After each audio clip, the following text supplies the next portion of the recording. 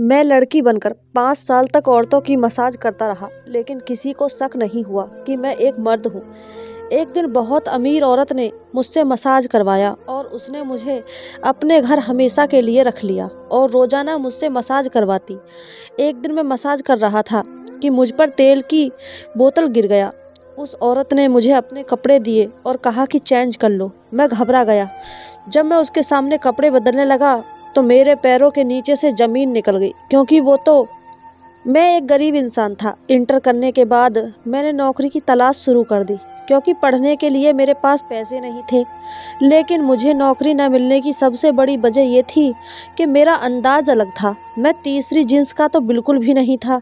मैं एक पूरा लड़का था, लेकिन ना जाने क्यों मेरी आवाज़ भी कुछ लड़कियों जैसी थी और मेरे हाथ पाँव भी लड़कियों जैसे थे। मेरे हाथ और पाँव की बनावट को देखकर मेरे रिश्तेदार मुझसे हंसी के नाम से पुकारते थे। इन लोगों को शक था कि मैं तीसरी जिन्स का हूँ। यहाँ तक कि मेरे घर वालों को भी काफ़ी साल तक यही लगता रहा। लेकिन मैं एक पूरा लड़का था, पर ना जाने क्यों मेरे हाथों की बनावट ऐसी थी, थोड़ा बहुत आवाज़ भी लड़की जैसी थी। मैं जिधर भी काम लेने को जाता, कोई भी मुझे काम नहीं देता। हर कोई मुझे तीसरी जिन्स का समझकर भगा देता। कोई भी मेरी बात का भरोसा करने को तैयार नहीं था कि मैं एक लड़का हूँ। अगर मैं किन्नर होता तो फिर भी कोई बात हो, लेकिन मैं तो वैसा था ही नहीं जैसा दुनिया मुझे समझ रही थी। मेरे घर में पैसों की कमी थी।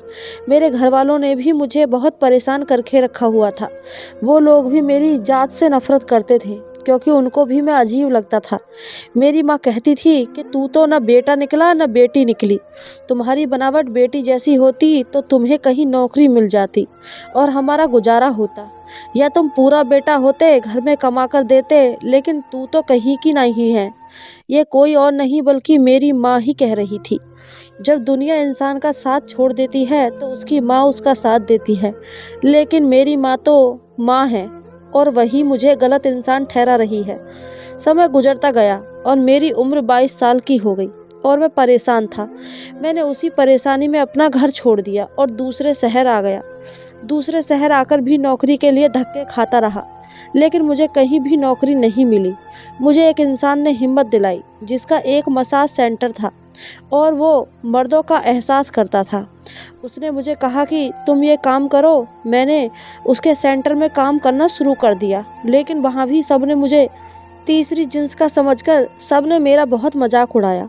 उनमें से एक ने तो मौका पाकर मुझे परेशान करने की भी कोशिश की। यहाँ पर मेरी बर्दाश्त की हद खत्म हो गई थी और मैंने उस मसाज सेंटर को छोड़ दिया। फिर मुझे ख्याल आया, जब दुनिया मुझे लड़की समझती है तो मैं भी दुनिया के सामने लड़की बन जाता हूँ। मैंने अपने आप को लड़का साबित करने की बहुत कोशिश की, लेकिन हार गया। अब मैंने एक नया रास्ता अपनाने का सोचा। मैंने एक नकाब खरीदा और नकाब पहनकर पूरे तरीके से लड़की का रुख अपना लिया। उसके बाद मैं जॉब के लिए दुकानों में काम तलाश करने लगा और मुझे अचानक काम भी मिल गया। एक दुकान मालिक ने मुझे रख लिया। इसकी कपड़ों की दुकान थी। मुझसे कहा कि तुम देखने में ज़रूर खूबसूरत होगी, अगर तुम नकाब उतार दो तो मेरे ग्राहक ज़्यादा आएंगे। मैंने कहा कि मैं पर्दा करती हूँ, मैं ऐसा नहीं कर सकती। कुछ दिन मैंने वहाँ पर काम किया और मेरा अच्छा खासा असर होने लगा। मैंने एक कमरा किराए पर ले लिया। पूरे दिन दुकान में बैठा होता था और दुकान का मालिक मुझे बहुत हौसला देता था। वह मुझ पर इस कदर मेहरबान था कि मैं हैरान हो जाता था कि ये इंसान मुझ पर इतना मेहरबान क्यों है। उसने कई बार मुझे नकाब हटाने को कहा, लेकिन मैंने ऐसा नहीं किया कि मैं ऐसा कर ही नहीं सकता था। यहाँ भी मेरे साथ वही हुआ जो मसाज सेंटर में हुआ था। दुकान के मालिक ने एक रात मुझे किसी बहाने से रोक कर रखा और फिर दुकान बंद करके मुझसे ज़बरदस्ती करनी चाहिए। लेकिन जैसे ही उसने मेरा नकाब खींचा, उसे मालूम हो गया कि मैं एक लड़का हूँ, क्योंकि मेरी शक्ल तो लड़कों जैसी ही थी, बस हाथों की बनावट लड़कियों जैसी थी और थोड़ी आवाज़। मेरा चेहरा देखकर दुकान के मालिक ने मुझे बहुत डांटा और कहा कि तुम धोखे से काम कर रहे थे लड़की बनकर। मैंने कहा, तुमने मुझे इसी काम के लिए रखा हुआ था। अगर मैं सच में लड़की होता तो तुम तुरंत मेरी इज्जत को ख़त्म कर देते। आज मैं लड़की नहीं था, लड़का था। मुझ में इतनी ताकत थी कि मैं उसे धक्का दे देता। मैं अपने आप को बचाते हुए कामयाब हो गया और जब उसने मेरा नकाब खींचा तो उसे मेरी सच्चाई का पता चल गया था। अगर मेरी जगह कोई लड़की होती तो वह अपने आप को बचा नहीं सकती थी। क्योंकि वो इंसान बहुत ताकतवर था, लेकिन मैं भी एक मर्द था और मेरे अंदर भी ताकत थी। मैंने खुद को बचा लिया और वहाँ से भाग निकला। मुझे बहुत अफ़सोस हो रहा था। ये दुनिया कैसी है, ना लड़के को छोड़ती है ना लड़की को। जब मैं लड़की बनकर दुनिया के सामने जाता हूँ तो कहते हैं कि तुमने मुझे धोखा दिया, तुम तो लड़के हो। और जब मैं लड़का बनकर सामने आता हूँ तो मुझे किन्नर समझकर अलग नज़र से देखते हैं। मैं एक बार फिर से बेरोजगार हो गया था, लेकिन मैंने हिम्मत नहीं हारी थी। इसी तरह नकाब पहनकर अपनी आवाज़ को लड़कियों की आवाज़ बनाकर मैं दूसरी नौकरी करने लगा। ये भी एक दुकान थी और यहाँ की मालकिन एक औरत थी, तो मुझे ज़रा तसल्ली थी। उस औरत ने मुझे नकाब हटाने को भी नहीं कहा। उस औरत का एक छोटा सा बेटा था और मैं उसका बहुत ध्यान रखता था और उसके कस्टमर को डील करता था। एक दिन वह बहुत परेशान थी। मैंने परेशानी की वजह पूछी तो उसने कहा कि मेरे सिर में दर्द है और मेरा अंग अंग दुख रहा है। मैंने उससे कहा कि मैं आपका शरीर दबा देता हूँ। मैंने उसका शरीर दबाया तो उसको बहुत आराम मिला। फिर मैंने उसके कंधे दबाना शुरू किया और मैं यूँ करते करते उसके पूरे शरीर पर हाथ फेरकर मर्द के अंदाज में दबाता जा रहा था और उस औरत को आराम महसूस हो रहा था। उसने मुझसे कहा कि तुम तो बहुत अच्छी मालिश करते हो, मेरा तो सारा दर्द ही तुमने गायब कर दिया। तुम्हें तो मसाज सेंटर खोलना चाहिए, तुम्हारे हाथों में बड़ा जादू है। ये मसाज सेंटर वाली बात उसने शायद ऐसे ही बोली थी, लेकिन ये बात मेरे दिमाग में बैठ गई। मैंने सोचा बात सच है कि मेरे हाथों में इतनी ताकत है कि मैं बहुत अच्छे से मसाज कर सकता हूँ। लेकिन बस परेशानी यही है कि मैं मर्दों का मसाज करता था, वो मुझे गलत निगाह से देखते थे, मेरा मजाक उड़ाते थे। मुझे ख्याल आया कि क्यों ना औरतों का मसाज करना शुरू कर दूँ, औरत बनकर ही। और ये ख्याल आते ही मेरे अंदर खुशी की लहर दौड़ गई। जाकर मैंने अपनी मालकिन से कहा कि मालकिन, मुझे थोड़ा पैसा चाहिए, जल्द ही मैं आपको वापस कर दूंगी। मेरी मालकिन अच्छी थी, बहुत अच्छे दिल की मालिक थी और अब रोज़ाना ही वो मुझसे मसाज करवाया करती थी। उसने मुझे कहा, ठीक है, अगर तुम इतनी परेशानी में हो तो मैं तुम्हें थोड़ा पैसा दे देती हूँ। ईमानदारी का काम मुझे अच्छा लगता है, इसलिए मुझे तुम्हारी मदद करने में कोई परेशानी नहीं है। उसने मुझे अच्छे खासे पैसे दे दिए थे और मैं खुशी से उछल रहा था। मैंने उस पैसे से मसाज सेंटर खोल दिया। औरतों के लिए मैंने ये सेंटर उधार की बुनियाद पर खोला था और भगवान से प्रार्थना कर रहा था कि मेरा कारोबार चल जाए ताकि मैं अपनी मालकिन का पैसा वापस कर सकूं। मैं दिन को मालकिन के घर में काम करता था और शाम को मसाज सेंटर खोलता और औरतें आती थीं, मुझसे मसाज करवाती थीं और मैंने नकाब पहना होता था। वह मुझसे नकाब की वजह पूछ रही होती थी तो मैंने यही कहा कि मैं पर्दा करती हूँ। मेरे हाथों की बनावट से किसी औरत को शक नहीं हुआ कि मैं असल में हूँ कौन। मैं हमेशा सोचता रहा था कि भगवान ने मेरे हाथों को ऐसा क्यों बनाया है, क्यों मेरी आवाज़ को लड़की जैसा बनाया। लेकिन आज मुझे समझ आ गया था, भगवान ने कोई चीज़ बेकार नहीं बनाई थी। मेरे हाथ ही थे जो मेरे काम आ रहे थे, मेरा काम चल रहा था। ये सब तो मुझे बहुत अच्छा लग रहा था। हर कोई मेरी तारीफ़ कर रहा था और मेरे ग्राहक ज़्यादा होते जा रहे थे। जो भी औरत मुझसे मसाज करवाती वह जाकर दूसरी औरत को बता देती थी, इसके हाथ में बड़ी ताकत है। अक्सर ऐसी औरतें आती थीं जिनको शरीर की परेशानी का मसला होता था और मसाज करने से उनकी परेशानी गायब हो जाती थी। वह पूरे और मेरे सामने अच्छा खासा कपड़ा उतार देती थी, लेकिन मैं उनको देखता नहीं था। मैं आंखें बंद करके अपना काम करता था। मेरा उनको देखना भी पाप था। मेरी कोई गलत नीयत नहीं थी, बस मैं मजबूर था। फिर एक दिन एक बहुत बड़ी गाड़ी में एक औरत आई जो बहुत ज़्यादा अमीर लग रही थी। मेरे पास इतनी अमीर औरतें नहीं आती थीं, लेकिन वे औरत कुछ ज़्यादा ही अमीर थी। उसका कपड़ा और उसकी गाड़ी सब कुछ उसकी अमीरी बता रही थी। वो मेरे पास आई। उसने मुझसे कहा कि मैंने तुम्हारे मसाज की बहुत तारीफ़ सुनी है। मुझे शरीर में बहुत दर्द रहता है, बहुत ज़्यादा परेशानी में हूँ। दवाई भी असर नहीं करती है। मेरा वज़न ज़्यादा होने की वजह से मेरा शरीर बहुत दर्द करता है, इसलिए मैं तुमसे मालिश करवा कर देखना चाहती हूँ कि असर होता है कि नहीं। वो औरत जैसी भी थी, अमीर औरतें ऐसी ही होती हैं। मैंने आराम से इसका मसाज किया, काफ़ी देर तक करता रहा। उसको बहुत सुकून आया। उसने मेरी तारीफ़ की और फिर चली गई। लेकिन अगले रोज़ वो फिर आई। मुझे कहा कि मैं तुम्हें लेने आई हूँ। तुम अब मेरे घर पर रहो। मैं तुम्हें इतने पैसे दूंगी कि तुम्हें सेंटर चलाने की ज़रूरत नहीं पड़ेगी। बस मेरी परेशानी को दूर कर दो। उसकी बात सुनकर मैं हैरान रह गया था। वो मुझे इतना पैसा देने को तैयार थी, मुझे सेंटर चलाना ही नहीं पड़ेगा। यानी मेरी किस्मत मुझ पर मेहरबान हो रही थी। सारा दिन सेंटर में जलील होने के बजाय मुझे एक ही औरत का मसाज करना था और मेरे महीने भर का खर्च निकल जाता। मैंने उस औरत से कहा कि मैं सेंटर बंद नहीं कर सकता, क्योंकि मैंने किसी से पैसे उधार लिए हैं इस सेंटर को चलाने के लिए, और जब तक उसका उधार नहीं चुका देती मैं इसको बंद नहीं कर सकती। उस औरत ने कहा कि तुम्हारा सारा उधार मैं चुकाऊंगी, बस तुम मेरे साथ मेरे घर चलो। मैं अपने घर में ही तुम्हें एक कमरा दे दूंगी, तुम वहाँ पर रहना। मेरा घर बहुत बड़ा है और मेरे पास बहुत पैसा है, बस ये परेशानी मेरी जान नहीं छोड़ती है। मैं काफ़ी मसाज सेंटर गई हूँ, लेकिन वे ईमानदारी से काम नहीं करते। तुमने मन से काम किया है, मुझे तुम्हारा काम बहुत पसंद आया है। मैंने उससे कहा कि आप रोज़ाना यहाँ आ जाया करें, मैं यहीं आपका मसाज कर दूँगी। तो उस औरत ने कहा कि तुम्हारा ये छोटा सा सेंटर में आना मुझे अच्छा नहीं लगता है। मेरा ताल्लुक बहुत हाई क्लास से है, और जब मेरी सहेलियों को मालूम होगा कि मैं इतने छोटे से सेंटर पर आकर मसाज करवाती हूँ तो मेरा मजाक बन जाएगा, इसलिए मैं यहाँ नहीं आ सकती। तुम मेरे घर आ जाओ। मैंने उस औरत की बात मान ली। उस औरत ने मेरा सारा कर्जा चुका दिया। मैंने दुकान की मालकिन को जाकर उसके सारे पैसे वापस किए और अपना सेंटर बंद कर दिया। जब मुझे यहाँ पर रहने की जगह मिल रही है तो इतनी औरतों का मसाज करने की बजाय जब मुझे एक का ही मसाज करना है और खाना पीना सब कुछ मिल रहा है तो परेशानी क्या है। मैंने खुशी खुशी मान लिया। वो औरत अपने साथ मुझे अपने घर ले गई। उसका घर किसी बड़े महल से कम नहीं था। उसने मुझे रहने के लिए कमरा भी दिया और घर के पीछे की तरफ एक क्वार्टर था, लेकिन मेरी उस कमरे से कहीं ज़्यादा बेहतर था। एक कमरा साफ सुथरा था और अच्छा फर्नीचर भी रखा हुआ था, यानी कि अमीर लोगों के नौकर भी ठाठ से ही रहते हैं।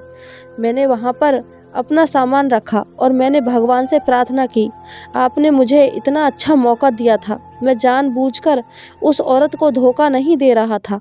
मेरे पास इसके अलावा कोई रास्ता भी नहीं था। भगवान ही जानता है कि मैंने कभी उन औरतों के शरीर पर नज़र नहीं डाली थी।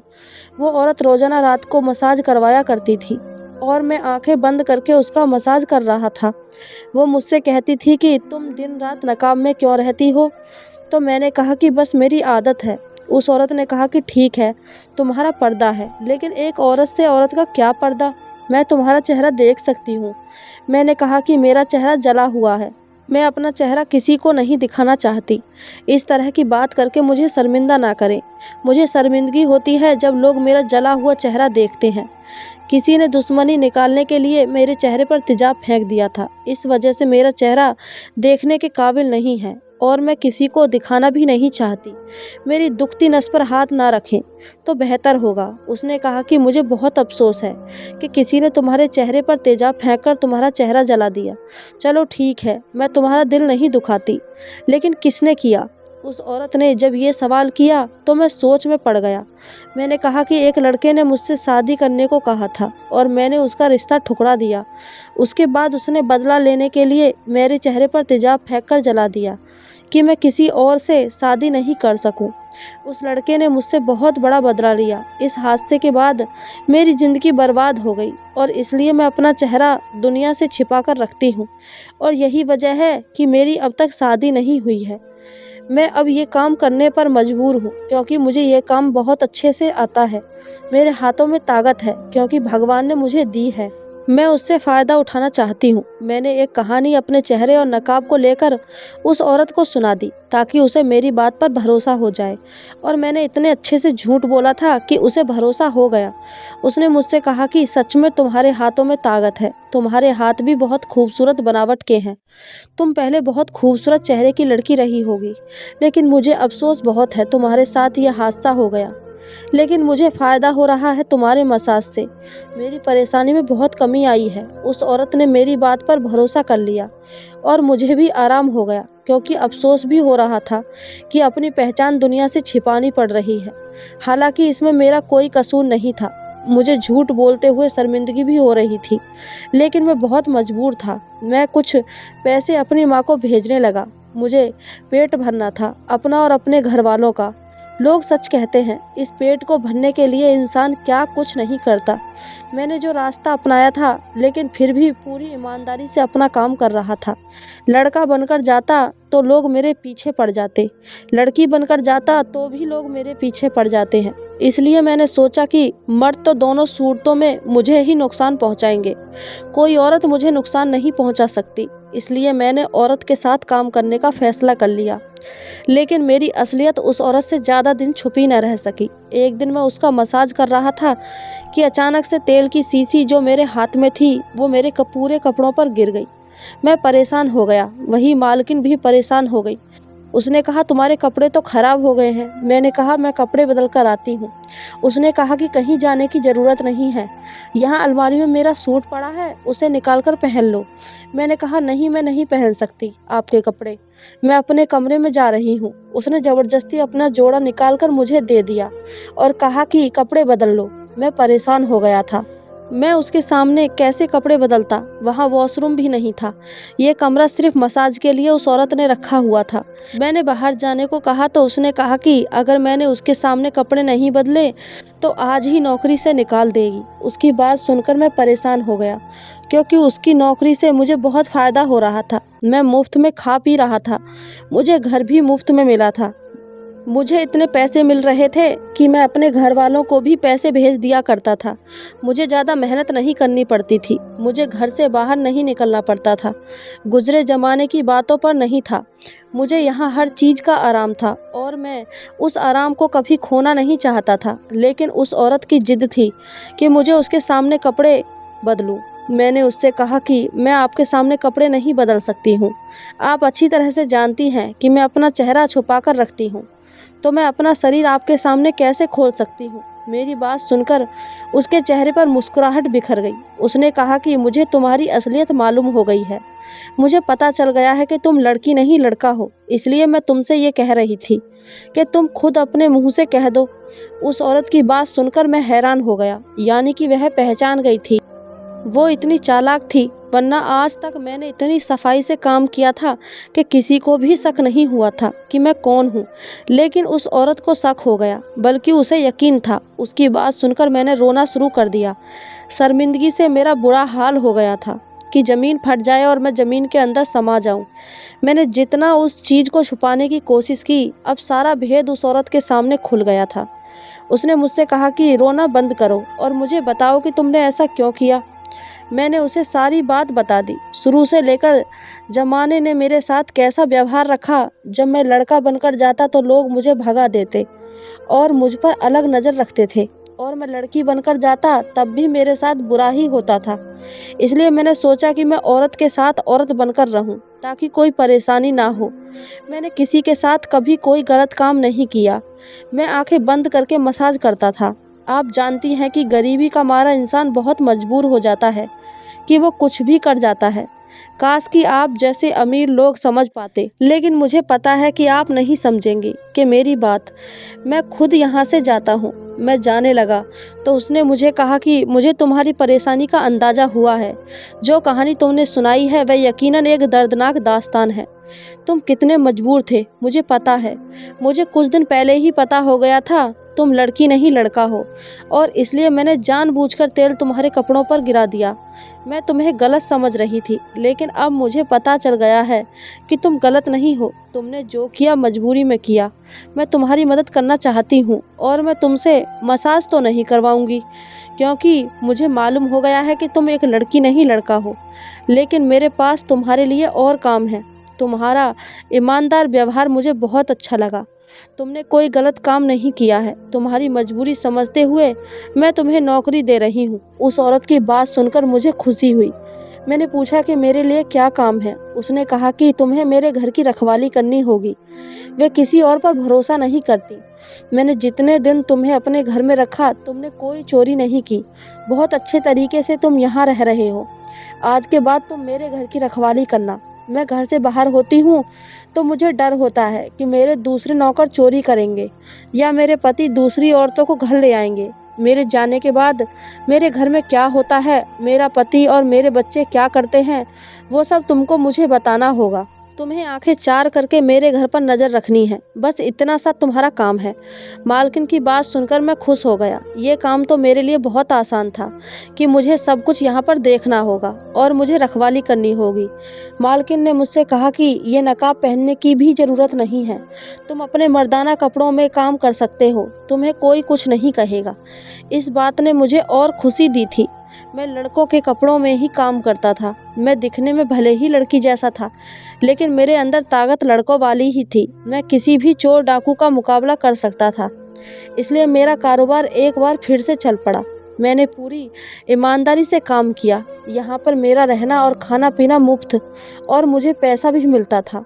तो मैं पैसा जमा करता जाता और मैंने पैसा जमा करते करते अपना छोटा सा मकान ले लिया था और अपने मम्मी पापा को यहाँ ले आया। मुझे इस औरत के घर में काम करते हुए 10 साल हो चुके हैं। वह बीमार होकर बिस्तर से लग गई है, लेकिन उसने मुझे नौकरी से नहीं निकाला। मैंने पूरे घर वालों का भरोसा जीता। उस औरत ने मुझे कहा कि लोग तो बहुत हैं, लेकिन जिस ईमानदारी से तुमने मेरा काम किया था और तुम आंखें बंद करके जब मेरा मसाज करते थे, तभी मुझे अंदाज़ा हो गया था तुम कितने साफ दिल के इंसान हो। बस तुम मजबूर हो।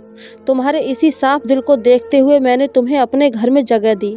आज मैं बहुत खुश हूँ। मेरे मम्मी पापा छोटे से घर में रह रहे हैं और मैं उस घर में आराम से रह रहा हूँ। सच कहते हैं, जब भगवान एक को एक चीज़ नहीं देता है और दूसरा दे देता है। मेरे पास पैसा नहीं था, लेकिन उस औरत के दिल में भगवान ने रहम दिल दिया था और मेरी सारी परेशानी हल हो गई थी। सारी बात मेरी नीयत की थी, जो साफ थी। मेरी कहानी सुनकर आपको मुझ जैसे इंसानों के बारे में अंदाज़ा हो गया होगा कि हम लोग जो पूरे मर्द होकर भी कुछ नहीं कर सकते और समाज उनके साथ क्या सलूक करता है और वो लोग कितने मजबूर होते होंगे। मेरी आपसे गुजारिश है कि मेरे जैसे अगर किसी इंसान को देखें, उसके साथ हमदर्दी से बात करें। अगर इंसान पूरी तरह से किन्नर होता है तो फिर भी उस ज़माने में जगह मिल जाती है और वह वही काम करता है जो किन्नर करते हैं। लेकिन अगर एक इंसान पूरा मर्द हो, लेकिन उसके हाथ पाँव की बनावट उसकी आवाज़ औरत जैसी लगती हो, तो उसे ज़माने में बहुत मुश्किलों का सामना करना पड़ता है। बल्कि ऐसे ही जैसे एक पागल के लिए जगह है, जिसे पागल खाना कहते हैं, और वो वहीं पर रहता है और किसी को कोई ऐतराज़ नहीं होता। लेकिन एक आधे पागल के लिए कोई जगह नहीं होती उसके घर के सिवा। आधा पागल इंसान न तो पागल खाने में रहता है, न अपने घर में। तो दोस्तों, ये थी हमारी आज की कहानी। आपको कहानी कैसी लगी हमें कमेंट करके अपनी राय ज़रूर बताएं। कहानी अच्छी लगी हो तो चैनल को सब्सक्राइब, वीडियो को एक लाइक ज़रूर करें। धन्यवाद दोस्तों।